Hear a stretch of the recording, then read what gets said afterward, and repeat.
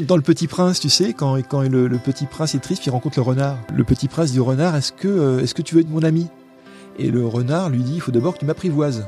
Ah bon, ça veut dire quoi apprivoiser ? C'est simple, aujourd'hui on se connaît pas, et donc pour toi je suis un renard parmi 1000 autres renards, et pour moi tu es un petit garçon comme 1000 autres petits garçons. Et m'apprivoiser, ça veut dire qu'on va devenir uniques tous les deux, on va avoir une relation unique. Tu vois, avant qu'Internet existe, quand je voyais un article qui intéressait quelqu'un, je le découpais, je mettais un petit mot, je le postais aux gens. Alain Bosetti. Ça fait 25 ans qu'il organise un des plus grands salons en France dédié à l'entrepreneuriat, le salon SME. Mais Alain, c'est surtout un maître sur le sujet du réseau. Grâce à lui, j'ai débloqué un rendez-vous avec la ministre des PME à Bercy au ministère des Finances. Je suis passé à la radio sur France Bleu Île-de-France. Alain m'a appris énormément de choses sur le réseau et il va te partager ses secrets. Quand je suis avec quelqu'un, je suis pas ailleurs. Là, je suis avec toi, je suis nulle part ailleurs, tu vois. Et donc, ça permet d'ancrer les choses également, ça donne de l'épaisseur. Tu m'as offert un bouquin et j'étais en mode oh waouh, genre qu'est-ce qui t'arrive quoi ? D'ailleurs, j'ai quelque chose pour toi, je vais te donner juste après. mais en fait, si tu veux, je crois au pouvoir de la rencontre pour faire avancer des projets, pour progresser. Comment tu fais pour être aussi bon dans tisser toutes ces relations, garder une trace de ce qui se passe dans chacune ? Genre, est-ce que tu as un cerveau surdimensionné ? Est-ce que tu as une méthodologie ?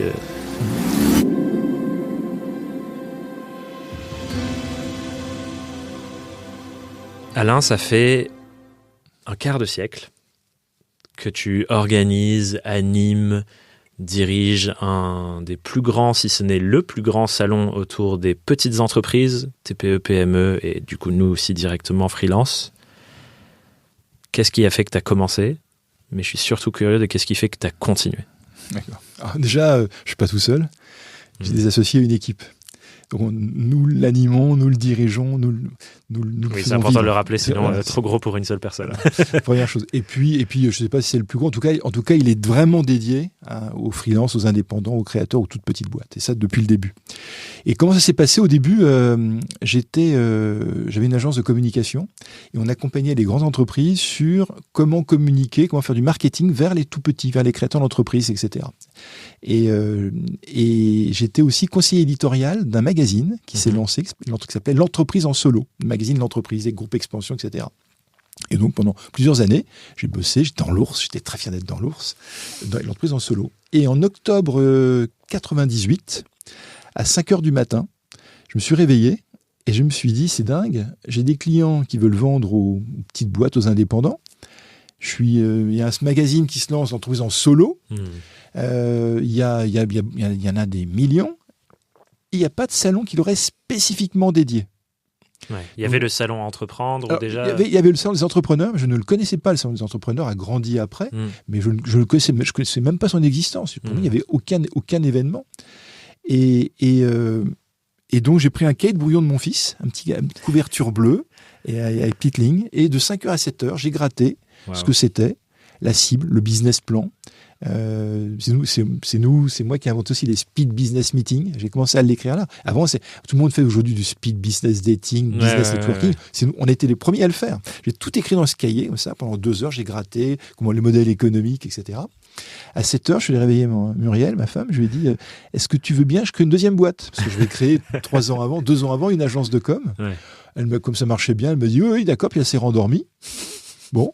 Et à 7h15, j'ai appelé Serge, qui est un de mes amis, qui avait du temps. On bossait déjà, on était amis d'avant tout, puis il faisait des missions pour nous. À 7h15, il sait toujours tout. Je lui dis, tiens, j'ai une idée, ça t'intéresse ? Je lui explique en 2 minutes. Banco. Et c'est parti comme ça. Wow. Et puis après, on a mis à bord Marie-Pierre. Marie-Pierre, c'était aussi une amie, mais en fait, je jouais au tennis tous les dimanches avec son mari. Et un jour, entre le clubhouse et le cours de tennis, je lui dis, tiens, je vais créer une deuxième boîte. Et il me dit, écoute, Marie-Pierre, elle aimerait bien reprendre un boulot à mi-temps, etc. Aujourd'hui, c'est la DG de la boîte. Hein. Et puis voilà, et puis après, mon associé aussi de l'agence, et on a commencé à mettre à bord les compétences. Et 1 an après, le salon sortait de terre en septembre 99. Wow. Comment ça a été accueilli du coup ? Parce que c'est souvent ce truc de aujourd'hui, c'est normal, entre guillemets, les salons pro, tout le monde, il y en a sur quasiment toutes les cibles. Comment ça a été accueilli la première fois ? Parce que je pense que les gens qui sont freelance aujourd'hui ne se rendent pas compte de l'état de l'écosystème des indépendants, petites entreprises solo en 99. Dans les années 90, il y avait 200 000 créations d'entreprises par an. Ouais. D'accord. C'est-à-dire 5 fois moins qu'aujourd'hui. Ouais. Et quand on parlait création d'entreprise, la première fois que j'ai commencé à en parler, c'était en 94-95. Et j'en venais d'un voyage aux US où j'avais découvert le terme SOHO, Small Office Home Office. Donc c'est pas le quartier de New York, un Small Office Home Office. Et je me disais, tiens, ça me rappelait du temps quand j'avais été directeur marketing de chez Compaq, chez Toshiba. Et c'était une des cibles, mais on en parlait comme ça pour dire les petites boîtes, quoi. Ouais. D'accord. Et je me suis dit, tiens, ça m'intéresse, je vais faire des études là-dessus. En 94, quand j'ai commencé à parler du marché des petites boîtes, il y avait, je sais pas, 150 000 créations d'entreprises par an, ça n'intéressait personne. Ouais. J'avais un entrefilet dans un magazine de 2e rang, quoi. Ça n'intéressait personne. Et puis là, il y a eu une rencontre, enfin, il y a eu le bon moment, c'est-à-dire que la fin des années 90, c'était aussi avec la net économie, les startups, avant la bulle qui a tout fait péter, la première bulle. Et donc, il y a eu ce magazine qui s'est lancé, il y avait un mouvement qui s'est mis en marche. D'accord. Mais la création a vraiment décollé à partir de 2003, puis après à partir de 2009. Ouais. Mais donc, c'était bien accueilli, notamment par les entreprises qui voulaient vendre, qui se disaient, mais on ne parlait pas, le mot freelance, on en parlait bien sûr, nous à l'agence, on faisait bosser des fris, comme on dit, ouais. Mais c'était pas comme aujourd'hui. Ouais, et d'ailleurs, sûr. Un truc intéressant, c'est que le terme qui était utilisé par les entreprises pour parler des indépendants, c'était pas le mot indépendant, c'était le mot TNS, travailleurs non salariés. Truc et ça m'a toujours fait marrer de me dire, la norme c'est les salariés, oui. Et donc on définit, moi je suis TNS, et donc on nous définit comme étant non par rapport à la norme, ouais. D'accord. Et donc c'était les TNS ou le marché des professionnels. Ouais. Puis après maintenant on parle un peu plus on parle plus des indépendants. Il y a plein de mots qui existent. Ouais. Et puis moi quand j'allais beaucoup aux US, j'avais repéré il y avait plein de mots avec la racine, enfin avec le suffixe preneur, mompreneur par exemple, d'accord, serialpreneur, etc., etc. Donc tout ça, ça a été, on arrivé à un bon moment. Et quand on a annoncé le salon, on n'avait pas encore créé l'entreprise. Quand on l'a annoncé, on a rempli le plan en une demi-heure et en 6 mois, on a fait le truc, quoi. Wow. Voilà. Est-ce que tu dirais du coup, parce qu'il y a un truc qui m'apparaît que j'avais pas forcément en tête en t'écoutant, c'est que le développement de cette chose qui est aujourd'hui presque une norme, de se dire on peut se lancer dans son projet d'entreprise tout seul, on ouvre un statut en 5 minutes sur Internet. Est-ce que ça a commencé, tu crois, avec aussi la démocratisation de l'accès à Internet Est-ce qu'il y a ça qui se passait aussi autour de l'année 2000 Il y a plusieurs choses. D'abord, si on regarde sur un temps long, moi j'aime, parce que la mode, c'est pas trop mon truc la mode, mais quand on regarde sur le temps long, avant la révolution industrielle, tout le monde était entrepreneur à son compte, artisan, commerçant, agriculteur. Oui, bon, d'accord. Donc, bon. T'ouvrais ta boutique. Voilà, puis après, il y a eu la concentration autour des usines, etc. Mais si on regarde plus proche de nous, en 70, dans les années fin des années 60-70, il y avait entre 20 et 25% de la population active française qui étaient des indépendants. D'accord. En 95-99, on était à 9%, ça avait descendu à 8-9%. Donc on est passé en l'espace de 25-30 ans de 20-25% de la population active. C'est énorme. C'est énorme, un quart. D'accord. Ouais. D'accord. Et à 9%. Aujourd'hui, on est à 13%. Ok. D'accord. Ah ouais, donc même pas rattrapé. On n'est pas encore à ce niveau-là. Donc ça, c'est la première chose. Et il y a eu la convergence de plusieurs facteurs, on va dire, dans les années, fin des années 90 et années 2000, c'est effectivement, il y avait cette envie d'entreprendre, d'accord ? Et puis il y avait des blocages. Et qu'est-ce qui a débloqué ? On voit à chaque fois qu'il y a une loi qui simplifie, je vais donner des exemples, on voit que ça libère l'énergie. Le Renaud Dutreil était ministre des PME en 2003, et en 2003, il crée la SARL, la capitale variable. On appelait SARL à 1 euro. Avant, il fallait 7 500 € minimum pour créer une boîte. Ouais. Lui, il dit, avec 1 euro, capital, la SARL, la capitale variable, vous pouvez le faire. Pouf, le nombre de boîtes augmente l'année suivante directement. Parce que des gens qui n'ont pas forcément le capital d'entrée ont accès à la création. Exactement. Et puis après, on l'a vu également quand Hervé Novelli crée le régime de l'auto-entrepreneur en 2009. Là, on double quasiment. On passe de 300 000 créations à 500, 600 000. Ouais. Donc, dès qu'on simplifie, on démocratise. Donc, il y a eu déjà la barrière de la simplification et pas besoin d'avoir des fonds importants. Première ligne de fonds. Deuxième ligne de fonds, celle que tu donnais, grâce au numérique, grâce au digital, ça nous donne le don d'ubiquité. Aujourd'hui, avec un smartphone, alors l'iPhone, c'est en 2007, je crois, le premier iPhone. C'est ça, je crois, 2006-2007. 2007, le premier. Mais globalement, avec un portable, tu peux travailler d'où tu veux. et tu peux faire 2 choses en même temps, etc. Donc là, déjà, ça donne une puissance incroyable. Donc le web, tout ça a donné une deuxième impulsion. Donc, et troisièmement, l'envie d'entreprendre. On voit bien, 2008, on doit être à 300 000 créations d'entreprises. 2009, avec le régime de l'auto-entrepreneur, 500 000 ou 600 000. On double. On voit bien qu'il y avait un barrage qui retenait l'eau. Il y avait un barrage qui retenait l'envie d'entreprendre. À partir du moment où on pète le barrage, où on fait une brèche dans le barrage, les gens s'engouffrent. Ça a été absolument incroyable. Et j'ai l'impression qu'il y a... Ce que j'ai pris aussi pour préparer l'épisode, les chiffres de création d'entreprise, et je me suis dit c'est un indicateur assez impressionnant qui illustre tous les changements que toi, tu as vus depuis 99 et le premier salon. Et j'ai l'impression que le prochain cap, il se trouve autour de 2017-2018, où c'était encore autour de 600 000, et où ça commence à accélérer jusqu'à aujourd'hui plus de 1 million. Exactement. Et je me demande ce qui c'est l'indicateur, parce que 2017-2018, c'est le moment où moi j'ai commencé à créer du contenu, donc je sais que ça ne vient pas de moi, mais où la création de contenu et la médiatisation du statut de freelance... Burbidge Effect. On verra si c'est un truc un jour, je ne pense pas, mais il y a beaucoup de créateurs de contenu qui ont commencé à documenter le fait de lancer une entreprise, comment on fait. Et voilà, il y a Instagram, il y a LinkedIn, enfin voilà, ça a pris de l'espace médiatique et j'ai l'impression que ça s'est joué aussi. Oui, ça a joué et globalement, là aussi, 2014, il y a la loi de la simplification de l'économie. 2018, il y a la loi Pacte qui aussi facilite la création d'entreprises.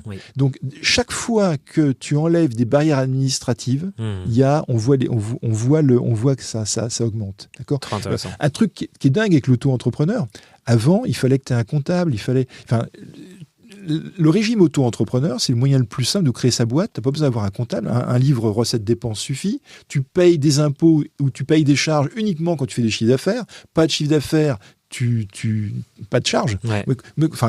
Avant, tu immatriculais ta boîte, tu n'avais pas encore encaissé 1 euro de chiffre d'affaires, tu avais déjà dépensé il fallait déjà investir, il fallait déjà payer des charges, un truc qui est dingue, d'accord ? Et aujourd'hui, les 2/3 des créateurs sont des auto-entrepreneurs ou micro-entrepreneurs. Donc, si tu veux, le 2018, ça correspond à la convergence aussi des lois qui ont permis de simplifier le fait de se mettre à son compte. Quelque chose qui a du coup beaucoup changé depuis la première édition du salon, et là on arrive à la 25e édition, c'est du coup cette simplification de l'accès à l'entrepreneuriat. Bien sûr. Je suis curieux des choses qui n'ont pas changé. J'ai vu récemment, je crois que, enfin pas récemment, mais il y a quelques années, sur le feed des publications du salon SME, il y avait cette fameuse photo de Jeff Bezos dans sa petite chambre avec écrit Amazon.com dessiné à la peinture. C'était en 99 aussi. Et quelque chose que tu disais là-dedans, c'est ça, c'était en 99, regardez ce qui est aujourd'hui. Et Jeff Bezos dit souvent qu'il est obsédé par les choses qui ne changent pas. Donc je suis curieux, qu'est-ce qui n'a pas changé ? L'envie d'indépendance. Alors c'est un truc, ce qui est intéressant, je réponds juste un petit truc en arrière. En 99, on faisait des coupons papier. Donc on ressaisissait les gens pour s'inscrire au salon. Aujourd'hui, c'est fini. Ah oui, bien sûr, on diffusait des invitations. Ce qui n'a pas changé, quand on regarde les études, quand on demande aux Français pourquoi est-ce que vous voulez entreprendre, la première raison qui ne change pas et qui est toujours, donc à 80% des motivations, c'est l'envie d'autonomie, l'envie d'indépendance. Et ça change pas. J'ai envie de mener le projet que je souhaite, comme je le souhaite, quand je le souhaite. Ça change pas. Et ça c'est permanent. Et après, ce qui s'est développé, c'est le côté réseau, collectif. Parce que, alors je réponds pas à ta question directement, parce que tu dis qu'est-ce qui change pas, je te dis ça a un petit peu changé. mais globalement, l'économie française, les entreprises françaises, elles sont toutes petites. Sur il y a 5 millions d'entreprises en France, il y en a 55%, c'est de 0 salariés, ce sont des indépendants. D'accord ? Et 97%, c'est moins de 10 salariés. C'est ouf ça, parce que je pense que les gens ne se rendent pas compte. L'imaginaire qu'on a de l'entrepreneuriat, c'est start-up, grossir vite, plein de salariés, alors que l'ultra majorité des boîtes, elles sont soit seules, soit moins de 10. Sur 5 millions de boîtes en France, 4,5 millions, tu as 1000 entreprises, plus de 1000 salariés. 1000, d'accord. Et alors après, la Startup Nation, tout ça, ok. Mais globalement, je trouve qu'il y a un effet de halo qui cache le reste. Et on parle, et je trouve qu'on parle, notamment les médias ou les politiques parlent beaucoup des succès des licornes, etc. On en fait des caisses, ce qui est très bien, derrière, on crée aussi des rêves, on parle un peu moins quand ça part en guidouille, c'est un peu plus compliqué, quoi. Ouais. Et je trouve que notamment les médias se focalisent, on parle toujours du taux de pérennité des petites boîtes. Oui. Tu sais, on dit à 5 ans, c'est 55% des entreprises sont encore pérennes au bout de 5 ans. On parle beaucoup du taux d'échec des petites entreprises, des créateurs, mais moi un truc qui m'intéresse, je regarde par exemple dans les produits de grande conso, les produits lancés par des grandes boîtes, le taux d'échec c'est le même, voire supérieur. Donc faut pas stigmatiser l'individu qui veut se lancer dans un projet. L'échec fait partie du projet, en fait. Pour tout type de projet. Et donc, c'est pas la peine de penser à tous les grands groupes qui, à grand renfort de millions d'études, de moyens, etc., se sont plantés. Et c'est comme ça. Ouais. Tu as parlé du réseau et je pense qu'on va y arriver petit à petit parce que c'est une de tes immenses compétences. Et à chaque fois, je suis époustouflé par à quel point tu es bon là-dedans. Mais avant d'arriver sur comment on fait concrètement et ainsi de suite, j'ai l'impression que c'est quelque chose auquel on arrive forcément à un moment dans son parcours entrepreneurial. Tu as parlé de la motivation de je veux de l'autonomie, je veux faire comme je veux, quand je veux. Oui. C'est une vision qui est un peu individualiste de la chose. Je veux reprendre mon pouvoir personnel. Et j'ai l'impression que tôt ou tard, on re-arrive à en fait, c'est une aventure collective. Et je ne peux pas développer mon projet ou survivre si je reste dans mon coin. Bien sûr, et j'ai envie de faire ce que je veux. Et juste pour préciser aussi, ce que je veux, c'est quelque chose qui me passionne, qui me plaît. D'accord. Alors après, on peut parler. Il y a plein d'habits. On peut dire le why, la mission, mission statement. On peut donner plein de.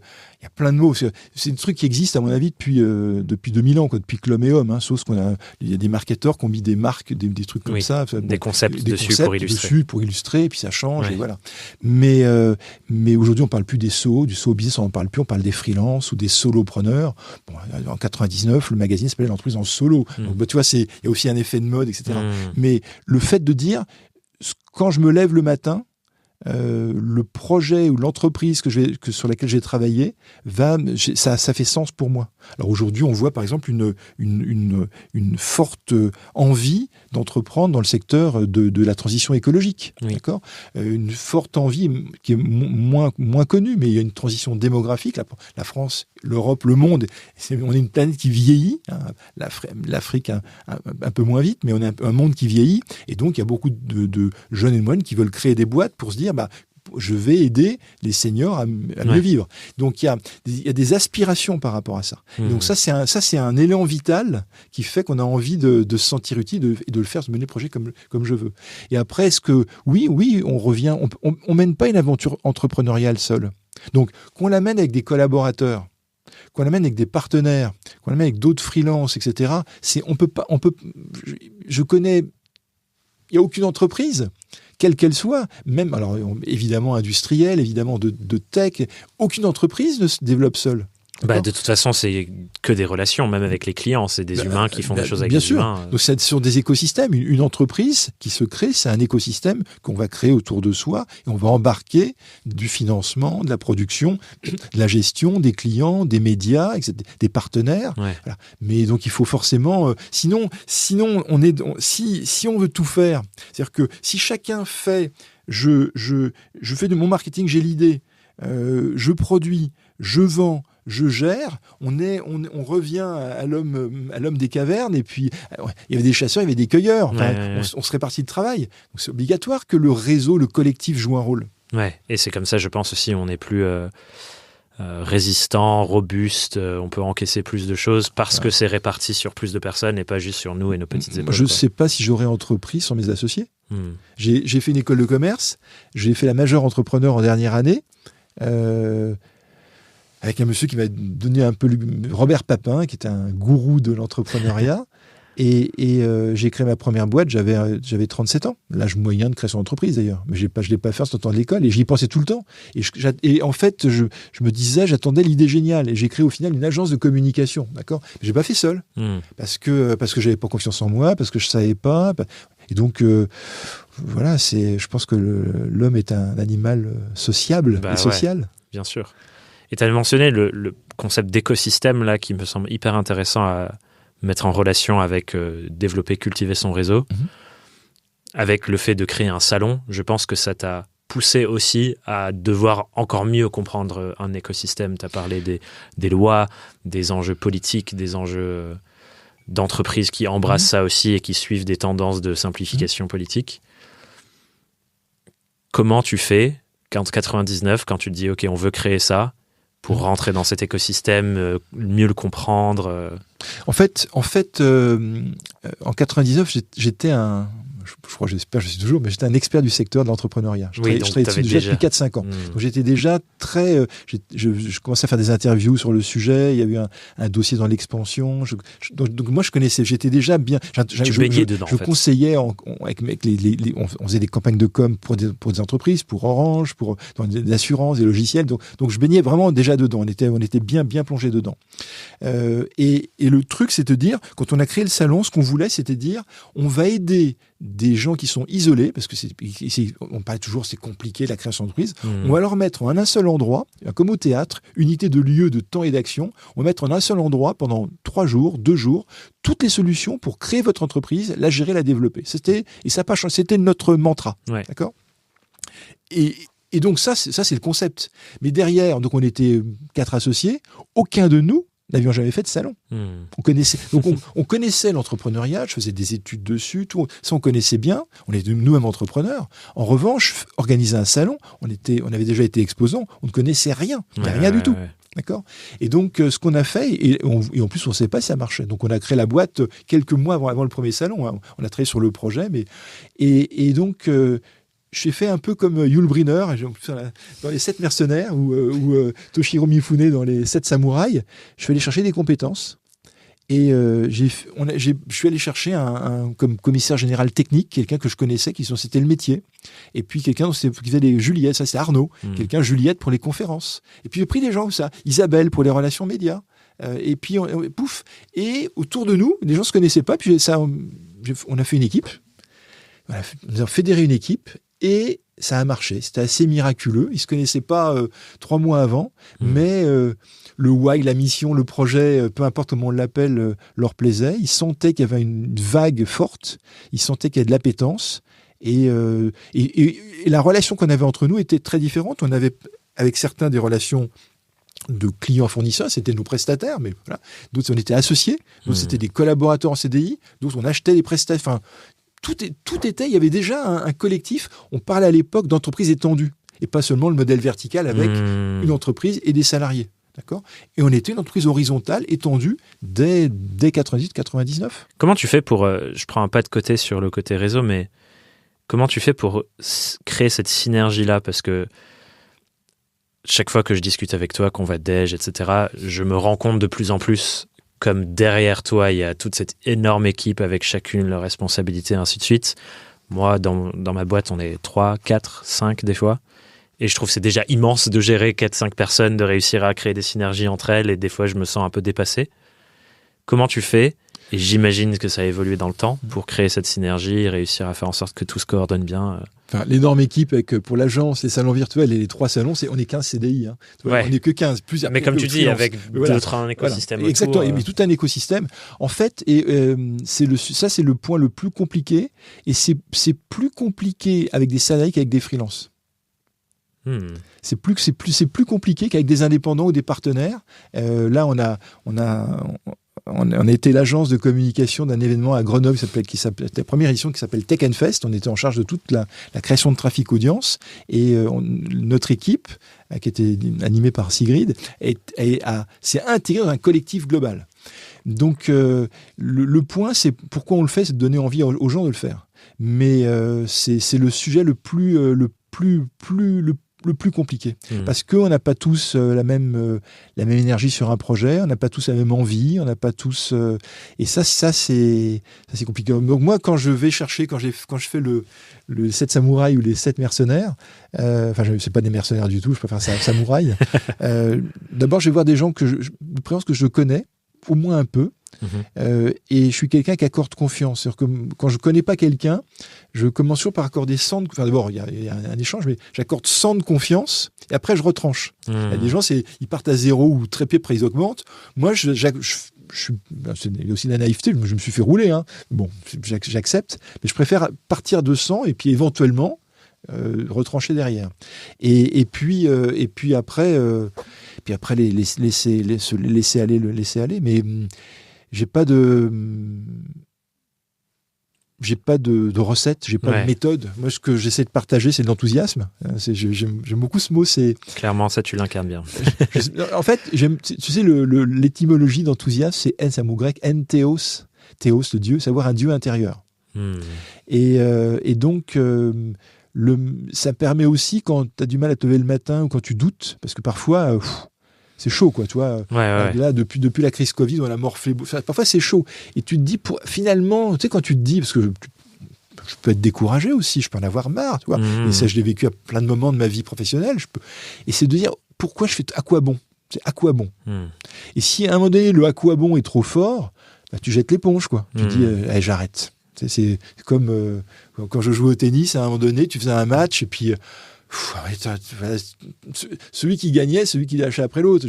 Quand j'étais gamin, j'ai fait du judo et je me rappelle, au bout des séances de 2 heures et tout, et notre prof disait, on finissait par des combats toujours, disait d'être fatigué. On disait, on était là, on était le kéméo. Ouais, et dit, dites-vous que celui en face est encore plus fatigué. Et on repartait, etc. D'accord? Donc qu'est-ce qui fait qu'on lâche pas sans se mettre en l'air sur le plan de la santé mentale ou physique. Et donc, c'est pourquoi on le fait, quoi. Donc, c'est enthousiasme. Pourquoi je le fais? Sinon, à quoi bon? On arrête, quoi. Comment ça se fait que cet enthousiasme, il est encore là 25 ans plus tard? Parce que je me sens utile. Parce que les visiteurs, les entrepreneurs, nous disent, parfois je les croise, je les vois, ils disent, c'est super, à votre salon, j'ai fait tel truc, j'ai rencontré telle chose, ça a changé. Ils racontent leur histoire sur LinkedIn ou en vrai. D'accord. On a un salon sur les services à la personne qu'on a créé en 2007. Donc, parce qu'une fois, j'étais très réticent pour créer ma première boîte. J'avais pas confiance en moi. Avec mon associé, on s'est associé à des gens qui nous ont. J'oublie pas ta question. Hein, t'inquiète. Mais on s'est associé à une boîte qui existait, qui nous a escroqué. Ma première expérience, hormis mon associé, c'était de mettre avec une boîte qui nous a escroqué. D'accord. Bref, on a repris nos billes et après on a pris confiance en nous. Puis après, ce qui nous paraissait un Himalaya de créer une boîte, on a créé un salon. Puis un deuxième, puis un troisième, puis des web magazines, et puis voilà. Oui, c'est une boule de neige. Il y a un truc, puis même, ce qui paraissait insurmontable, on s'y fait. Et tu vois, on a donc créé le salon des services à la personne et de l'emploi à domicile en 2007. Et lors d'une des premières années, à l'époque, on mettait la tête des fondateurs dans le guide visiteur. Et donc, il y a une dame qui m'arrête. Elle me dit, vous êtes Monsieur Bosetti? Alors, je lui dis oui. Et elle me dit, je voudrais vous remercier, monsieur, parce que grâce à vous et au salon, j'ai trouvé 8 ou 10 heures de plus par semaine de travail. C'est payé 20 € de l'heure, tu vois, donc ça, c'est pas non plus, hein, c'est pas l'euro million. Ouais. Et toi, rien que d'y penser, j'en ai la chair de poule, parce que les larmes me sont montées, quoi, tu vois. Et ça, c'est pour ça que on fait ce métier. Parce que on crée des rencontres. Le salon, c'est comme la chapelle Sixtine. Pouf, on crée des. On va enlever rewind. On enlève la comparaison un peu hasardeuse. À un moment donné, dans un salon, on met en relation des gens qui ont des solutions, des idées, de l'énergie, avec d'autres personnes qui viennent les chercher. D'accord ? Et ça, c'est le truc. Et quand on a les exposants, les partenaires, les conférenciers, les visiteurs, les entrepreneurs, les aides ménagères nous disent dans les salons, grâce à vous, j'ai pivoté, j'ai fait ceci, j'ai fait ça, je me suis lancé. Moi, je replonge là-dedans, quoi. Tu sais, c'est en analyse transactionnelle, c'est accueillir des points positifs. D'accord ? Et de marquer Et donc, quand on doute, moi, je suis quelqu'un, je doute beaucoup de moi. Je suis quelqu'un de timide, je doute beaucoup de moi. Et j'ai fait, quand j'étais étudiant, j'avais fait à l'école de commerce, tout un semestre sur l'analyse transactionnelle, puis un séminaire. Mes profs avaient écrit un bouquin, je m'étais vraiment. Et il y avait un truc que j'ai appliqué longtemps, c'était de coller dans un cahier des points cadeaux. Tu sais, les strokes positifs, tu connais, hein. Et donc, j'ai fait ça. Donc, quand dans un stage, quand à l'école, quand mes premiers patrons, etc., quand j'avais des clients, je découpais le truc, je le mettais j'ai un cahier qui était chez mes parents, avec un cahier grand format, et je collais les trucs. Et quand je doutais, tu relis. Je regardais. Tu l'as fait. C'est un peu comme un track record. Quoi, tu l'as fait, et tu peux le refaire, tu peux aller plus loin, etc. Et donc, c'était un ensemble de petites victoires qui me donnaient confiance. Et ça, je trouve, c'est d'autant plus important, et c'est une recommandation que je fais souvent aux clients aussi de le faire. Bon, aujourd'hui, je leur dis, faites-le dans un espace Notion, pas dans un carnet, mais on se souvient tellement plus des choses difficiles et des échecs, parce que c'est la façon dont notre mémoire fonctionne, malheureusement, c'est on surinterprète les trucs inconfortables qui s'encodent plus loin. Et du coup, d'avoir un outil comme ça qui nous remet dans, en fait, oui, il y a ces échecs-là, mais oui, il y a toutes ces victoires. Bien ça sûr. Aide de fou, quoi. Mais bien sûr, mais tu vois, il n'y avait pas Notion, il n'y avait même pas d'Apple. Je crois que mon Apple IIc, je l'ai eu après, tu vois. Donc, mais je pense que c'est le cahier ou le Notion donne ça. Moi, j'aime bien aussi les écrits. J'aime bien. Toi, j'ai un petit carnet pour prendre des notes aussi, même si j'ai un smartphone là-bas. Mais je trouve que ça, quand je vois l'écriture, un dessin, je me mets mieux dans le moment. Et le meilleur Notion, le meilleur carnet, c'est quand tu arrives à faire un ancrage d'une rencontre ou de quelque chose. L'histoire que tu me racontes là de cette dame. Voilà, c'est un ancrage. Et t'as vu, moi j'ai un de mes amis d'enfance. J'ai 4 amis. On était ensemble en 6e. D'accord. Il y en a un qui est comédien aujourd'hui, un qui était aux Jeux Olympiques, qui était judoka, qui est champion, un très grand champion, et puis un autre qui est freelance maintenant, qui est indépendant. Et je me rappelle, et cet ami judoka, c'est lui le premier qui m'a parlé de le faire un ancrage. Il m'expliquait qu'il était entraîneur. C'est lui qui, entre autres, qui a entraîné Teddy Riner. Okay. D'accord. Et il a plusieurs athlètes, champion du monde, championne du monde, etc. Et c'est lui qui m'a parlé de ce que c'est qu'un ancrage. Et donc, quand tu fais un ancrage et que tu fais ressurgir l'émotion. Et effectivement, l'ancrage, il faut ancrer des choses positives. Alors, parfois, tu as des trucs négatifs aussi, puis il faut voir comment, comme le capitaine Haddock avec son bout de scotch, tu peux l'enlever.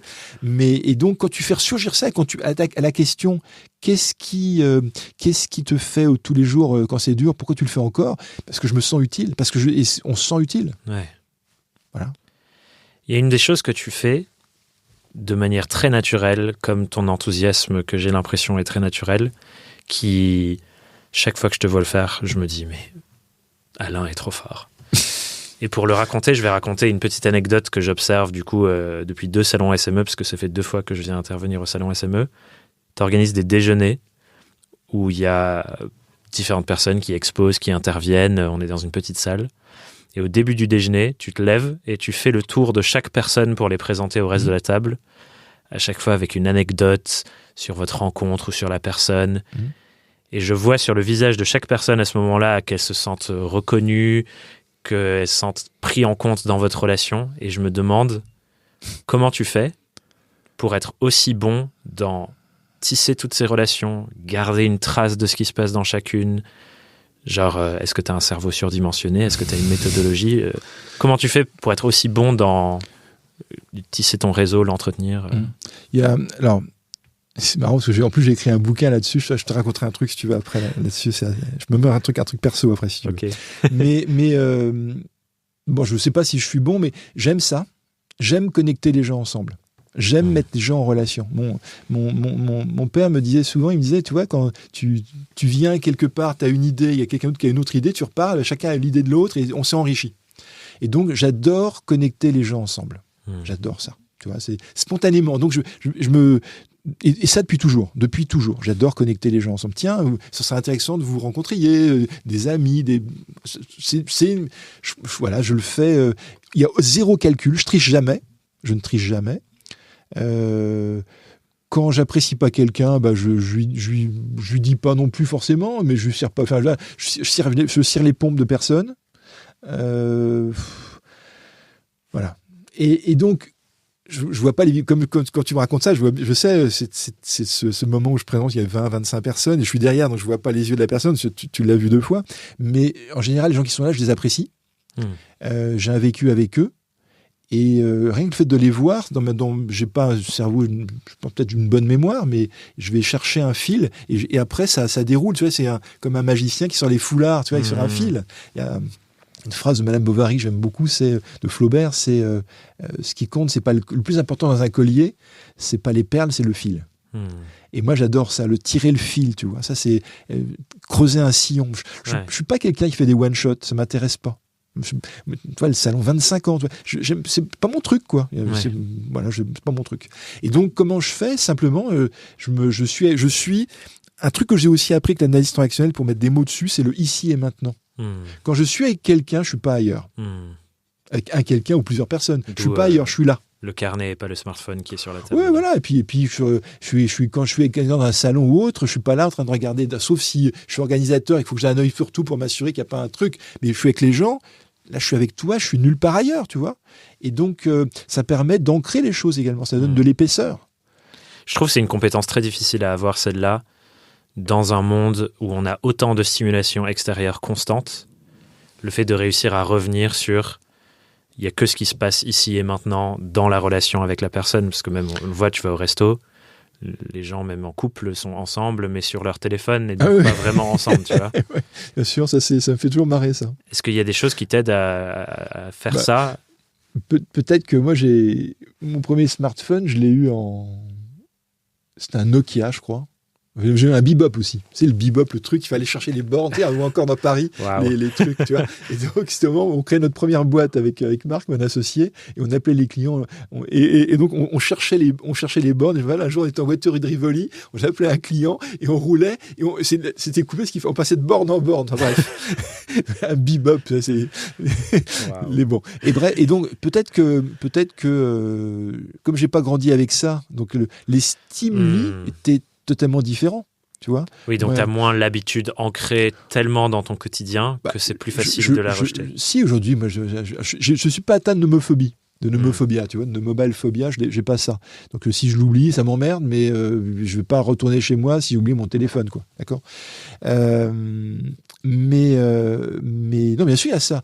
Mais après, par exemple, quand je travaille, je vois même parfois c'est des trucs qui ils le savent, hein, qui méritent même parfois de mon équipe, c'est que ils sont là, ils ont l'ordinateur et le téléphone qui est devant, tu vois. Ouais. Bon, okay, après faut pas. Mais moi, quand je suis au bureau, je déconnecte ma 5G. Parce que j'ai forcément des copains qui m'ont des blagues sur WhatsApp ou des alertes pour, tu vois. Donc je le déconnecte, je le mets à part. Et puis quand je suis avec quelqu'un, tu vois là, toi non plus, mais il est là-bas, quoi. Puis je l'ai mis en mode avion. Donc c'est tout. Et puis indépendamment de ça, quand je suis avec quelqu'un, je fais là, le ici et maintenant fait que, et c'est aussi les rencontres. Tu sais, il y a un bouquin, j'aime beaucoup, de Charles Pépin, c'est un philosophe français, tu connais, hein, qui a écrit un bouquin, j'aime beaucoup, ça s'appelle Sur la rencontre. Et il parle des rencontres, et il dit une rencontre, c'est quand la rencontre avec une personne, professionnelle ou amoureuse, une rencontre avec une œuvre d'art, une rencontre avec un lieu, peu importe, hein, c'est pas juste entre les personnes, c'est quand ça vous touche, ça vous bouleverse. Si une rencontre ne vous bouleverse pas, c'est un croisement. D'accord ? Donc, certainement que quand je fais cet exercice ou ce jeu de présenter les personnes, c'est des rencontres et pas des croisements. Et ça veut dire que je reconnais beaucoup de valeurs. Moi, j'aime beaucoup les gens. Tu vois, ça se sent. Tu vois, et voilà, encore une fois, je triche pas quand j'apprécie moins certains comportements, je tiens à distance, quoi. Je me tiens à distance. Parce que il y a plein de paquets qu'on enlève là, mais je trouve que ça parle aussi de ce que tu disais tout à l'heure sur à la première rencontre. Ta tendance naturelle, c'est je vais y aller avec la confiance et je vais pas y aller petit à petit. Donc tu y vas complètement. Et donc j'imagine qu'il y a plein de gens qui n'ont pas l'habitude de ça aussi parce que on a l'habitude de on prend de la distance et on voit ce qui se passe après. Donc je pense que ça crée de la proximité tout de suite aussi. Mais j'ai aussi remarqué quelque chose chez toi, c'est qu'il y a ce soin dans les relations existantes, mais tu as aussi une grande compétence à embrasser toujours la nouveauté.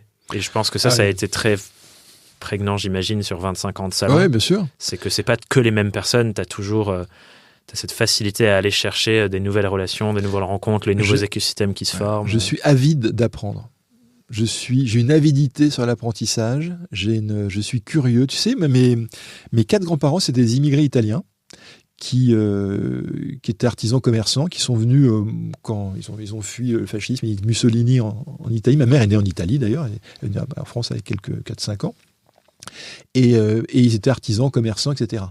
Et j'ai grandi avec eux en plus. Et j'ai vu, et mes parents, d'une curiosité, mon père est décédé à 94 ans il y a 2 ans, et il avait atteint d'Alzheimer, mais avant cette perte de cognition, quand il y avait un mot qu'il ne comprenait pas, il prenait le dictionnaire. Puis après, il avait un ordinateur, il cherchait. Et donc, j'ai hérité de mes parents et de mes grands-parents l'envie de découvrir et d'apprendre. Et que rien n'est acquis. Et j'ai sortir sa zone de confort. Je te disais tout à l'heure, je suis quelqu'un, j'ai assez confiance en moi pour monter des projets. Et donc j'ai plus confiance que je ne doute. Enfin, ça dépend des sujets, des personnes. Ça dépend parfois, tu es amoureux de quelqu'un et puis ça marche pas. Tu peux douter de toi, tu peux te sentir une grosse merde. Mais bon, c'est autre chose. C'est la vie. Hein. Mais si tu veux, donc mon niveau de confiance est supérieur à mon niveau de doute. Mais il est pas là, quoi. Oui, d'accord. Parce que le fait de douter, je me dis, je dois apprendre. Il faut en permanence que je découvre ce que c'est, qu'est-ce qui se passe, de comprendre. Et donc, ça veut dire, moi, je crois au fait de grandir en permanence, d'accord. Je crois qu'on s'arrête pas de pouvoir grandir à n'importe quel âge, de pouvoir apprendre, de pouvoir être utile. Et donc, ça veut dire plein de sorties de sa zone de confort. Donc, la zone de confort, quand je suis dans ma zone de confort, dans le boulot, c'est super, on est reconnu. Les autres viennent nous demander des conseils, on maîtrise, il n'y a pas de problème, quoi. Ce qu'on faisait 1 an avant, 2 ans avant, en 3 heures, on le fait en 1h30, pof, tac-tout, on jongle avec les trucs. Il y a une maîtrise incroyable. Bon. Et puis quand on sort, il faut se faire un petit peu de mal. Et donc moi, en permanence, j'essaie d'agrandir ça. Ouais. Tu vois.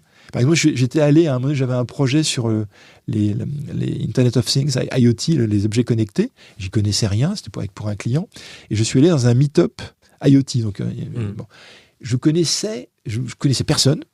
D'accord, c'est dans un bar, un truc, je connaissais personne, je comprenais pas, il y avait un mot sur 3, je ne comprenais pas, les mots techniques, je les comprenais pas, etc.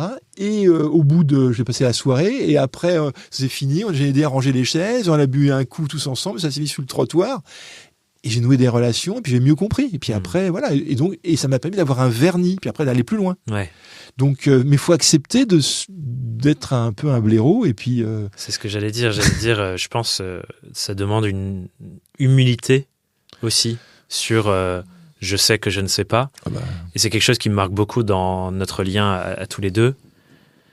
J'ai l'âge de tes enfants, et à chaque fois qu'on se voit, tu me poses des questions, tu es ultra curieux sur ma manière de faire, etc. Et c'est quelque chose qui m'arrive très rarement avec des personnes qui ont l'âge de mes parents, d'avoir cette relation-là. Et je me dis, ça, c'est quelque chose, je pense, qui contribue beaucoup à la proximité des relations que tu tisses, notamment avec des gens qui sont plusieurs générations après toi, quoi. Ouais, mais je te dis, j'ai des modèles, j'ai mes parents qui étaient comme ça.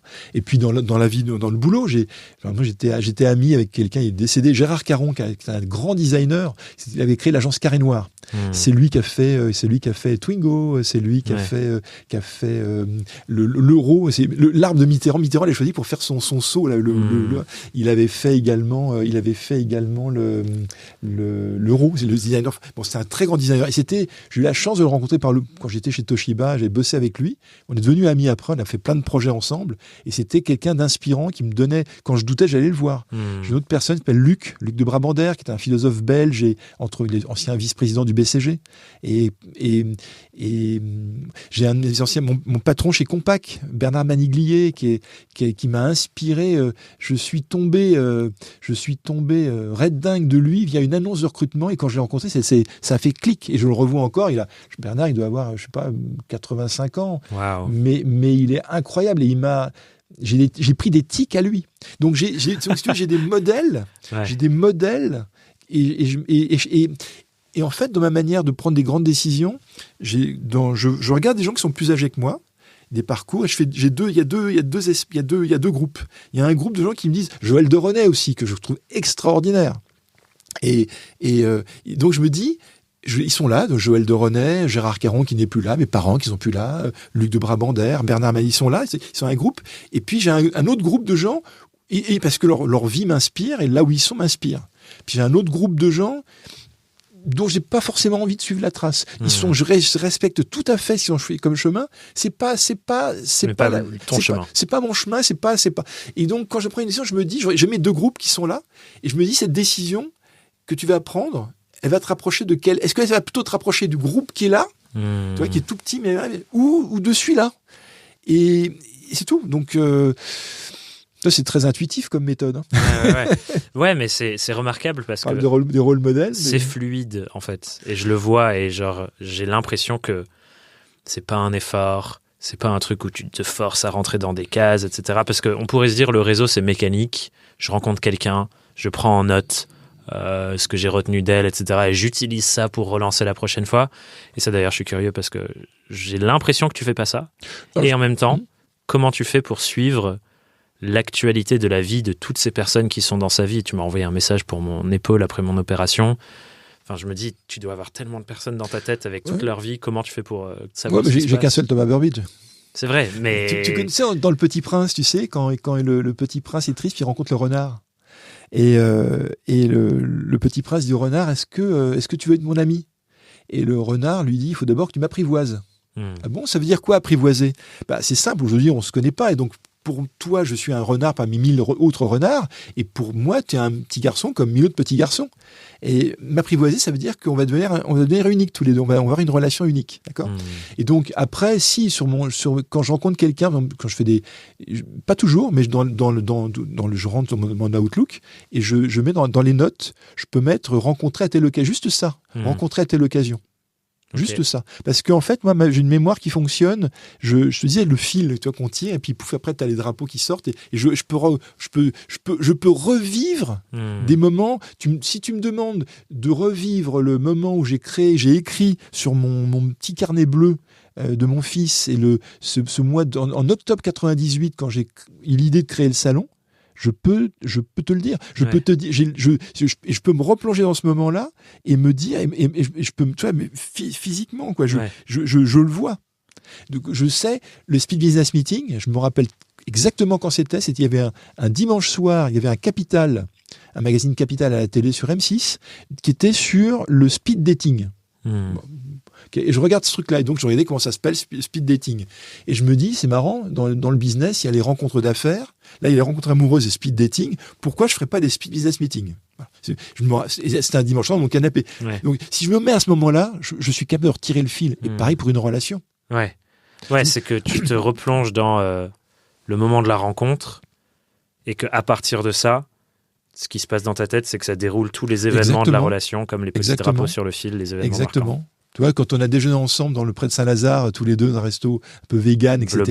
Tu vois, et exactement, c'était celui que tu connaissais. Je me rappelle aussi, je crois que c'est la grève des poubelles. Oui. Et je me rappelle qu'en venant de Saint-Lazare, à pied, je marchais entre deux. Donc, si je me mets avec ce moment où je me rappelle où était le restaurant, à gauche dans la rue, je me rappelle où on était assis, au fond à droite du restaurant. Je peux même après aller chercher ce qu'on s'est dit, tu vois. Et je me rappelle, je marchais dans la rue avec les sacs poubelles qui étaient tout là. Donc je me remets dans le. Donc c'est ton mode de fonctionnement de ta mémoire qui t'aide à nourrir ce truc. Parce que c'est incroyablement puissant en termes de gestion de business, les opportunités que tu te crées, ainsi de suite, d'avoir cette capacité de réseau. Ce qui est génial en plus, comme tu le dis, c'est que tu le fais pas par tactique, c'est ultra sincère. Ah oui, mais il se trouve que c'est stratégique en plus d'être sincère. Bien sûr, c'est fou, je trouve. Bah oui, mais aussi parce que je pense que tous les deux, c'est une rencontre, c'est pas un croisement. Tu vois, je dis souvent que un jour, j'aimerais bien que ma fille Marion, elle te rencontre, ou mon fils, toi, parce que ils vivent tous les deux à l'étranger, mais je pense que vous vous entendriez bien. Ouais. Tu vois, t'as le même âge qu'eux, il y en a un qui est un peu plus âgé, l'autre pile comme toi. Mais voilà, c'est tout. Et j'aime. Je crois au pouvoir de la rencontre pour faire avancer des projets, pour progresser. Est-ce que tu dirais que c'est plus important ça que les compétences? Enfin, moi, j'ai l'impression que, comme toi, une rencontre peut faire complètement plus basculer les choses que apprendre une nouvelle compétence dans une formation, par exemple. D'ailleurs, l'accroche du salon, quand on communique sur le salon SME, on dit des rencontres qui ouvrent l'avenir des entrepreneurs. Venez faire des rencontres, parce qu'il faut d'abord des rencontres présentielles, tu vois, on a arrêté le côté virtuel. Venez faire des rencontres, et ces rencontres, elles vont donner des idées, des solutions, de l'énergie, et puis ouvrir l'avenir. Ça, c'est pas con, ça, tu vois. Moi, ce que j'aime dans une rencontre, c'est plutôt aussi qu'un bouquin ou n'importe quoi, c'est quand je me dis, c'est pas con. Quand quelqu'un te dit, c'est pas con. tu vois. Et après, parce que ça veut dire qu'il se passe quelque chose, quoi.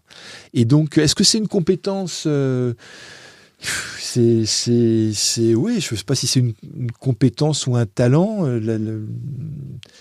La différence entre la compétence, je sais pas toi, je vais apprendre ça, mais le talent, c'est assez. Le talent, quand tu es dans tes talents, ça te fatigue pas. Tu te nourris, tu progresses naturellement, tu n'as pas besoin de travailler. Toi, c'est un talent, je pense. Moi, je pense que c'est un talent. Une compétence, toi, j'ai fait une école de commerce, j'ai fait de la finance, donc je peux avoir des compétences, mais c'est pas ça qui m'intéresse le plus, quoi. Ouais. Franchement, bon. Donc, je peux avoir des compétences, mais quand je suis dans mes compétences, quand je suis dans mes talents, je procrastine pas. Quand je suis dans mes compétences, je peux procrastiner. Dans mes compétences, ça me fatigue. Mettre en œuvre une compétence au week-end, ça m'emmerde. Parce que les rencontres, c'est aussi les idées. Moi, je suis en permanence une matrice, parce que ce que je fais avec les gens, je fais aussi avec les idées. Toi, c'est une matrice à 3 dimensions. Tu as les rencontres entre les gens, entre les idées et entre les ressources. Et c'est une matrice en permanence. Là-dessus, faire le week-end, faire ça, j'ai pas de problème. Le week-end, faire la gestion, ça m'emmerde profondément. Est-ce qu'il y a des choses que tu fais quand même de manière très rationnelle et raisonnée et stratégique dans ta gestion de ton réseau, les rencontres, parce que il y a ce dynamisme naturel de c'est ton talent, t'adores faire ça. Est-ce qu'il y a quand même des choses où tu te dis, ah tiens, ça, j'essaye de le faire systématiquement dans chaque relation parce que je sais que ça nous aide à nous rapprocher et à créer des choses ensemble? Alors, c'est pas tellement comme ça. On va dire que dans la boîte, on a un CRM et on a mis les prospects, les clients, on a fait une catégorie de clients en fonction de leur chiffre d'affaires, de leur potentiel chiffre d'affaires. Voilà, d'accord. On a créé des catégories et on les approche pas de la même manière. Évidemment. Et on a deux critères, c'est le chiffre d'affaires réalisé et le potentiel. Tu peux bosser avec une boîte qui va faire 1000 balles de chiffre d'affaires, mais avec un potentiel de 100 000. D'accord. Donc, et puis après, tu peux mettre l'accessibilité. Donc ça, c'est très rationnel. Et on a une approche différenciée avec l'équipe commerciale. On a une approche différenciée selon les publics. Ensuite, à titre perso, je laisse aussi beaucoup de place à la sérendipité. Donc, oui, je suis rationnel, c'est-à-dire que je sais que je dois... par exemple, là, actuellement, je rencontre tous les présidents des fédérations de services à la personne. Okay. D'accord ? Je sais combien il y a de fédérations, je les rencontre tous. Oui. Voilà. Et parce que ça fait partie de l'écosystème important. C'est l'écosystème, c'est que parfois je peux jouer un rôle de casque bleu entre eux parce qu'ils s'entendent pas forcément bien. Voilà. Et donc c'est intéressant. Puis moi, c'est ma manière de comprendre le marché, et d'y répondre mieux. Donc là, je le fais rationnellement. Et donc j'aurais rencontré à mi-mars, j'aurais rencontré tout le monde. Après, je laisse beaucoup de place. J'adore le hasard. J'adore la sérendipité, laisser le hasard agir. Et pas le rejeter derrière. C'est-à-dire, toi, les sœurs Tatin, la tarte Tatin, c'est les deux sœurs qui en Sologne, à la mode Beuvron, je crois, elles ont mis à l'envers dans le four leur tarte aux pommes. Quand il est ressorti, c'était cuit c'était à l'envers. Il y avait deux solutions. Merde, je l'ai raté, je le jette. Ou, tiens, pourquoi pas, on va le servir comme ça. Et ça a marché. On va le servir comme ça, c'est un nouveau truc. Bon. Et donc, laisser le hasard agir. Donc, j'adore aller faire des trucs que je connais pas, rencontrer des gens que je ne connais pas. Ouais.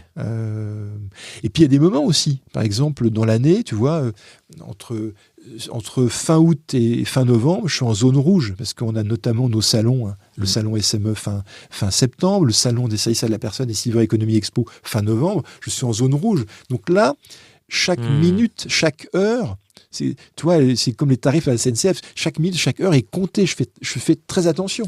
Oui. Et puis à partir de décembre, de décembre jusqu'à mars-avril, c'est là où je peux justement aussi, j'ai plus de temps pour aller dans des conférences, pour aller rencontrer, aller dans des salons moi-même. Tu vois, j'ai plus de temps. Oui, donc c'est organisé dans l'année différemment. L'intensité des rencontres nouvelles. Bien sûr. Je vais rencontrer, au moment des salons, j'ai rencontré beaucoup de personnes, mais à prendre le temps de rencontrer des gens, je le fais plutôt. Orienté vers les objectifs du salon, par exemple. Bien sûr. Intéressant. Bien sûr. Et il y a autre chose qui est une routine. J'ai l'impression qu'il y a une routine. Peut-être que ce n'est pas le cas, mais tu es très, très, très généreux avec les gens dans ton entourage, avec les gens dans ton réseau. En tout cas, moi, j'ai l'impression de recevoir énormément de toi. Et même, des fois, ça me crée une dette où je suis en mode, oh là là, Alain, il me donne tellement, il faut que je puisse lui rendre. Donc, contre don, non, c'est pas mon truc, ça. Bah oui, je comprends. Et je sais que c'est pas le but, mais Mais ouais, il y a beaucoup de générosité. Je me souviens, le resto dont tu parles, tu m'as offert un bouquin et j'étais en mode, oh waouh, genre, qu'est-ce qui t'arrive, quoi. Est-ce que ça, pareil, c'est quelque chose que tu fais de manière organisée, structurée ou pas? Comment ça se passe? Ça l'est déjà venu, et d'ailleurs j'ai quelque chose pour toi que je vais te donner juste après. mais en fait, si tu veux, d'abord c'est, enfin là, je passe la générosité, mais j'ai vu aussi, mes grands-parents ou mes parents agir, tu vois, avec, je voyais comment ils étaient avec, donc ça, pour moi, alors que notamment quand ils n'avaient pas grand-chose au début, tu vois, et donc ça c'est, ils partageaient où ils donnaient. Voilà. Donc ça, j'ai vécu avec eux, j'ai vu ça de mes yeux, donc ça m'a imprégné. Donc je ne sais pas si je suis généreux, mais en tout cas, je ne pense pas être égoïste. C'est pour te donner un feedback sur ce mot, encore une fois, toutes les personnes que j'ai embarquées avec moi depuis que tu nous invites au salon SME à voir notre espace où on parle de freelancing et ainsi de suite, 100% des gens dans mon équipe disent il est incroyable Alain, il est tellement généreux, il est trop enthousiaste, enfin... C'est un mot-clé qui ressort pour te définir. Écoute, merci, je le prends. Tu vois, c'est ce que j'ai appris aussi avec l'analyse fonctionnelle, c'est qu'il faut prendre les points cadeaux positifs et ne pas dire et toi aussi t'es formidable. J'ai parfois du mal à le faire, mais je le prends. Je te remercie. Mais en fait, j'ai toujours, tu vois, avant qu'Internet existe, quand je voyais un article qui intéressait quelqu'un, je le découpais, je mettais un petit mot, je le postais aux gens. Waouh. D'accord. Aujourd'hui, je vois quelque chose, je fais une photo, pouf, et puis c'est WhatsApp, c'est réglé. Bon. Mais j'ai toujours fait ça. Donc, c'est pas seulement de donner, tu vois, et c'était donc découper un article dans un journal, et ça me coûtait du temps, et puis un timbre. Tu vois, donc il est là. Donc, mais, et après, oui, et donc, un truc que j'aime bien faire, là, je le fais moins ces derniers temps, mais quand je vais au restaurant, je le fais moins maintenant, je vais le refaire. Tu peux donner un pourboire. Moi, pendant des années, j'ai donné des tickets millionnaires.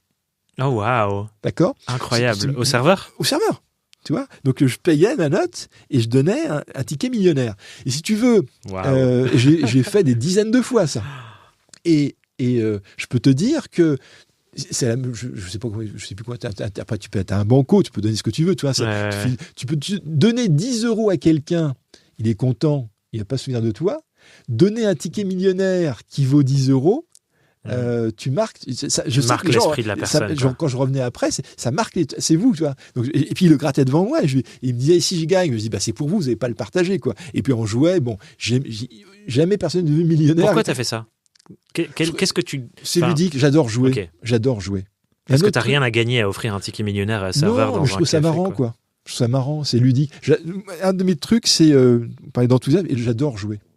Mon copain Guy, là, le judoka, mon copain de 6e, il m'a dit un truc un jour aussi. Il m'a dit, je te dis, lui, il a eu un jour, j'allume la télé, et puis c'était les JO, et j'allume la télé le matin, et je le vois, mon Guy, aller au bord de tatami, en finale, son athlète était en finale, et est devenu championne olympique, et lui, je le vois gueuler pour l'entendre, etc. Bon. Et Guy, il me dit un jour, il faut être dans le jeu, et pas dans l'enjeu. D'accord. Et il a fait lui-même été aux Jeux Olympiques, il a fait des 8e dan de judo, enfin tu vois, c'est une bon. Et l'enjeu paralyse. Si tu es, chaque fois je me trouve en situation difficile, tu sais, au niveau business, je m'imagine ça sur une crête. Si tu es là et que tu regardes le vide, tu risques de tomber ou d'avoir peur, mais t'avances pas. D'accord. Je suis pas un grand téméraire, mais toi, quand tu fais des ponts de singe, de la tyrolienne, à un moment, quand tu fais une conne là, tu te lances, mais t'avances pas. Donc c'est le jeu, tu vois. Et puis quand tu es tellement content quand tu arrives, quand tu l'as fait, c'est une petite victoire, c'est une zone de confort. Donc jouer, c'est super important. Donc le ticket millionnaire, je trouve ça marrant, quoi. Puis j'aime bien je sais pas si je crois que je suis assez créatif. C'est marrant. Puis les gens, je vois et j'adore voir les visages des gens s'éclairer. J'adore voir les yeux des gens briller et sourire. J'adore ça. Et si je me dis que j'ai pu y contribuer, j'adore ça. Voilà ce qu'on sait. Et donc, voilà, je t'ai amené quelque Encore chose. Une fois. Et voilà. Et tu vois, ça, tu connais la personne qui a fait ça. Je connais la personne qui a fait ça. Tu connais la personne qui a fait ça. C'est une jeune femme. Qui se définit comme une peintresse, qui est artiste, et qui a écrit qui tous les mois envoie des lettres dessinées sur sa vie. Waouh. J'adore les gens qui font des trucs comme ça. Et tu l'as rencontrée, ou je crois qu'elle ne te connaissait pas physiquement, tu l'as rencontrée pour la première fois physiquement au salon SME 2022. Incroyable. Elle s'appelle Mathilde et elle a fait, tu vois qui c'est ? Je vois complètement. Et elle a fait, tiens, je te laisse ouvrir. Regarde, donc c'est elle qui a c'est elle la perso, c'est elle qui a fait ça. Qui a peint même c'est sur elle qui a l'enveloppe. percé, elle l'a tagué et tout.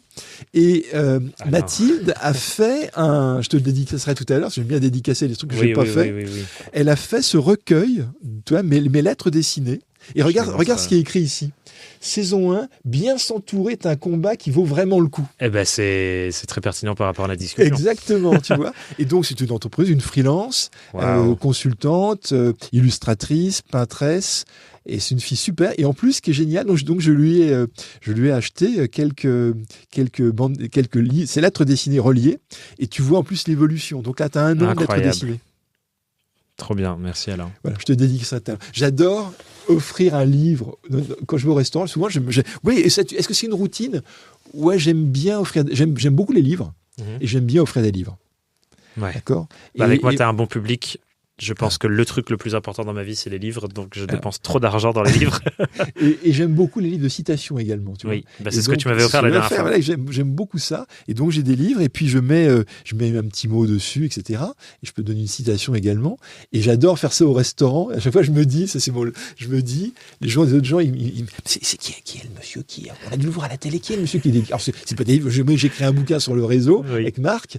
J'ai pas écrit tous ces bouquins-là, évidemment. Et je me dis à chaque fois, c'est petits trucs qui se disent mais qui est ce monsieur là-bas C'est trop drôle. On l'a pas vu à la grande librairie. Ouais. Oui, donc c'est encore une fois quelque chose que tu fais à la fois pour l'enthousiasme que tu ressens par rapport à des bouquins, des personnes. Là, comme tu me parles de Mathilde, je sais. Il faudrait lui envoyer le timecode à tout le complètement. Je lui dirai, je lui rentrerai l'extrait exprès, mais ouais, il y a l'enthousiasme, mais il y a l'utilité aussi. Enfin, je trouve dans tout ce que tu me racontes depuis tout à l'heure sur cet enjeu de développer et maintenir son réseau, il y a toujours ce mariage entre des choses que tu fais naturellement pour le plaisir, le jeu et l'amour des gens. Et en fait, il se trouve que ces choses-là, elles font sens et elles sont pertinentes pour continuer ces relations. Bien sûr. Mais tu sais, après, je suis pas un ange, je suis bourré de défauts. Hein. Mais je suis honnête, je suis sincère, je fais pas de coups dans le dos. Et c'est pour ça aussi que il y a plein de gens qui m'apprécient pas et c'est pas le sujet, je m'en fous. Mais j'ai planté personne. Et la dernière question que j'ai envie de te poser là-dessus, c'est souvent un truc que je dis à mes clients et qui ressort là dans ce que tu dis, c'est que faut qu'on réussisse à marier la stratégie et la sincérité. Et comme tu dis, tu fais pas ces choses de manière froide, tactique, stratégique. C'est ultra sincère et il se trouve que c'est stratégique aussi. Qu'est-ce que tu as envie de dire à quelqu'un qui nous écoute et qui se dit ah mais moi je peux pas développer mon réseau, nanana, j'ai pas envie de faire ça de manière fake et approcher des gens où il y a un enjeu et qui se raconte que c'est pas sincère derrière. Qu'est-ce que toi tu dirais sur le mariage sincérité-stratégie ? Mais en fait, moi je fais du commercial également, je vais vendre, etc. J'essaie pas de faire croire aux gens que je suis un saint et que je vais leur apporter. Au final, il y a un enjeu business, commercial, d'accord. Donc, mais le tout, c'est que ce soit clair.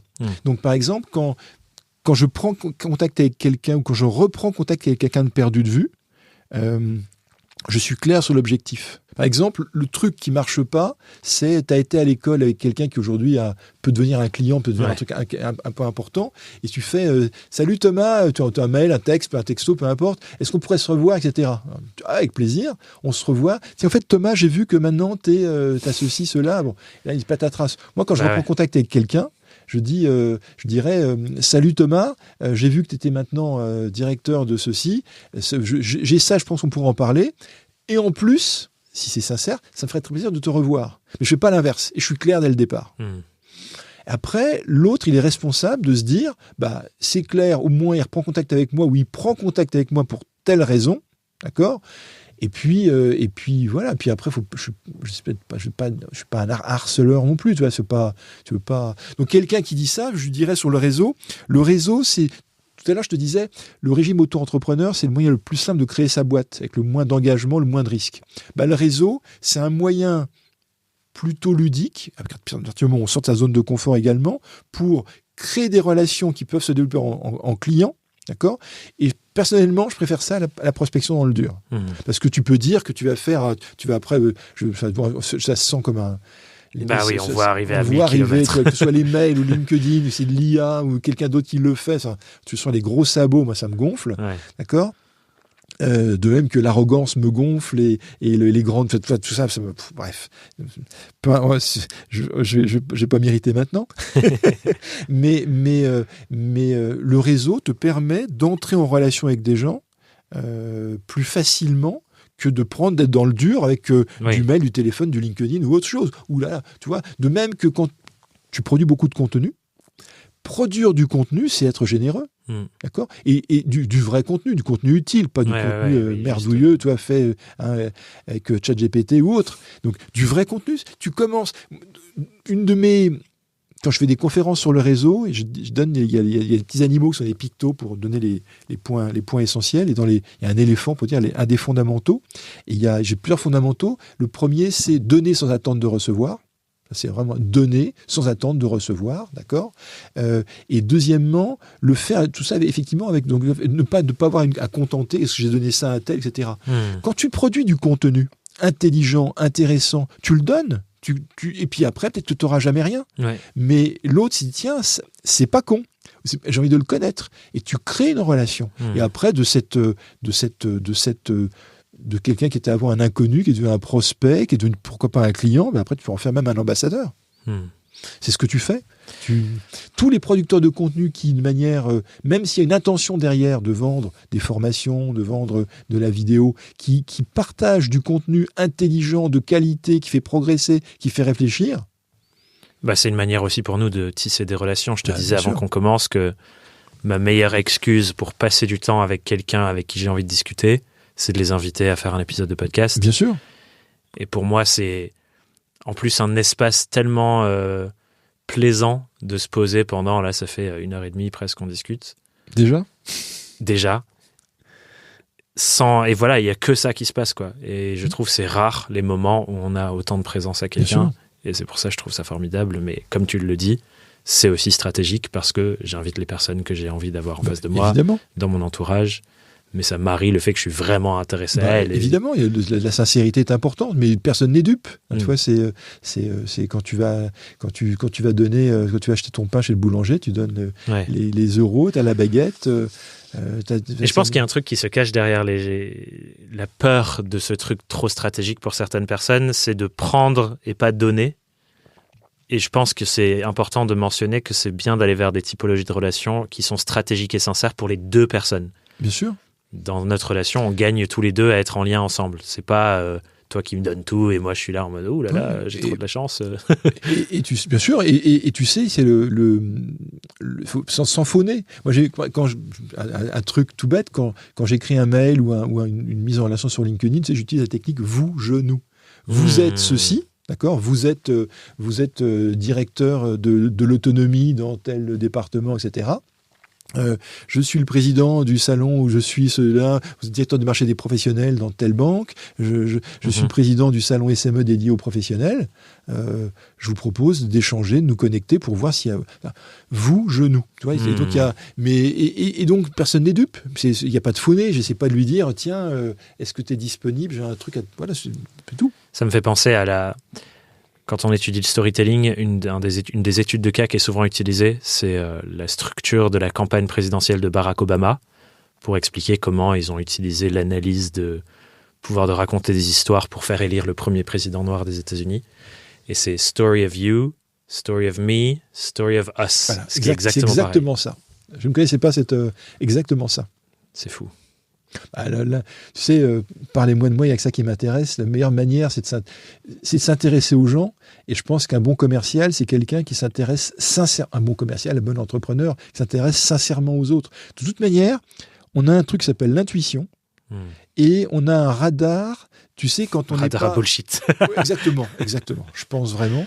Et tu sais, quand on parle de congruence, d'accord ? La congruence, c'est quand on est aligné, quand ce que je ressens intimement ce que je pense, ce que je dis et ce que je fais, ce que je ressens, ce que tu connais parfaitement.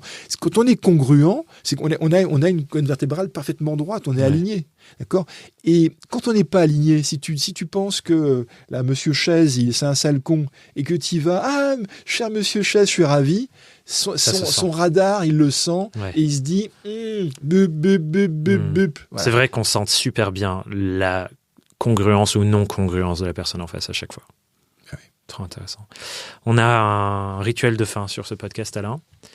À chaque personne qui passe, je leur demande de contribuer une question que les gens qui nous écoutent peuvent se poser, utiliser comme un déclencheur de conversation. Et dans les 100 premiers épisodes, j'ai récolté toutes les questions et on est en train d'en faire un jeu de cartes. Ah, génial! Pour justement tirer des questions à des conversations chouettes. Il n'est pas fini, mais du coup, j'ai tiré une question au sort pour toi en amont. Génial! Et cette question, c'est une question de Raphaël Torel, dans l'épisode 65, que tu iras écouter si tu veux. Et il te demande si tu avais la certitude absolue qu'il t'était impossible d'échouer, qu'est-ce que tu feras différemment dans ton business et tes projets ? Si j'ai la certitude qu'il m'est impossible d'échouer, c'est-à-dire que j'ai un totem d'immunité. Oui.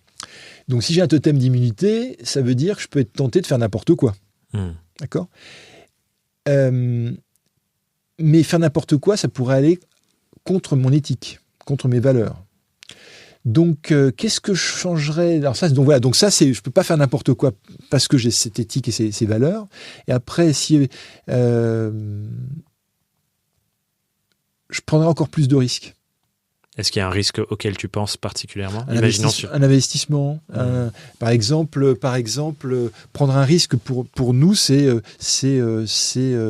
recruter encore. Par exemple, je prendrais le risque d'aller en Europe, d'aller à l'international. Je prendrais plus de risques d'investissement humain, d'avoir des compétences, d'avoir des talents différents. Et c'est ça. Parce qu'en fait, je suis un entrepreneur. Je prends des risques, j'en prends depuis j'entreprends, etc. Mais je ne suis pas une tête brûlée. Et par exemple, un modèle, dans les agences de com, il y a un modèle dans beaucoup d'agences moyennes ou grandes, c'est je gagne un client, je recrute, je le perds, je vire les gens. Moi, j'ai beaucoup de mal à virer les gens. J'ai fait quelques licenciements économiques. Je crois qu'en 25 ans, j'ai dû en faire des licenciements économiques, j'ai dû en faire 6 ou 7. Et des licenciements c'est peut-être une main, quoi, tu vois. C'est pas mon truc, j'aime pas ça. Je me sens profondément responsable. Il y a 12-15 CDI. Je me sens profondément responsable de ça. Je me sens responsable vis-à-vis des clients.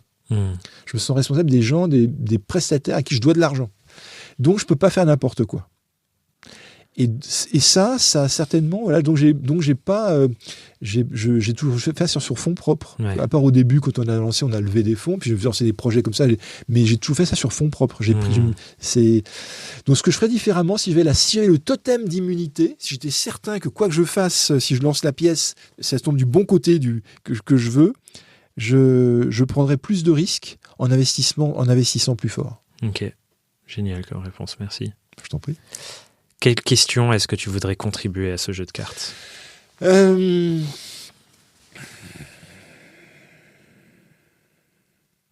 Pourquoi tu te lèves le matin ? Quelle est la force ? Pourquoi, sincèrement, pas une réponse convenue. Est-ce que tu veux prouver quelque chose à quelqu'un ? C'est trop long comme question ou pas ? Non. Est-ce que tu veux prouver quelque chose à quelqu'un ? Est-ce que tu veux te prouver quelque chose à toi-même ? Est-ce que tu as un but ? Pourquoi tu te lèves le matin ? Et est-ce que tu es sincère ? J'adore. Si quelqu'un qui nous écoute a envie de te répondre ou de suivre ton travail, venir au prochain salon SME, je les envoie où sur Internet pour ça ? Mon profil LinkedIn. C'est facile. Hein. Très bien, super. Alain Bosetti. Et Alain est une des personnes qui prend le plus soin de sa boîte de réception LinkedIn, ce qui n'est pas le cas de tout le monde. Moi, j'ai du mal, mais Alain vous répondra, c'est certain, si vous lui écrivez. Ouais, parfois je mets un petit peu plus de temps. Bien sûr. Si on m'écrit en octobre, je réponds moins vite que si on m'écrit en avril. Tout à fait. Et comme cet épisode sortira a priori vers avril, normalement. Je répondrai vite. J'ai la pression là. Merci beaucoup Alain, c'était génial. Merci Thomas, c'était un plaisir de passer ce moment avec toi, vraiment super, merci. Et puis tu fais ça tellement naturellement. C'était la première fois que je faisais un podcast. Je suis ravi. Tu fais ça avec tellement de naturel et c'est un plaisir. J'espère n'avoir pas été trop bavard et j'espère que ce sera utile et puis faisons bon usage. C'est certain. Merci beaucoup. Merci.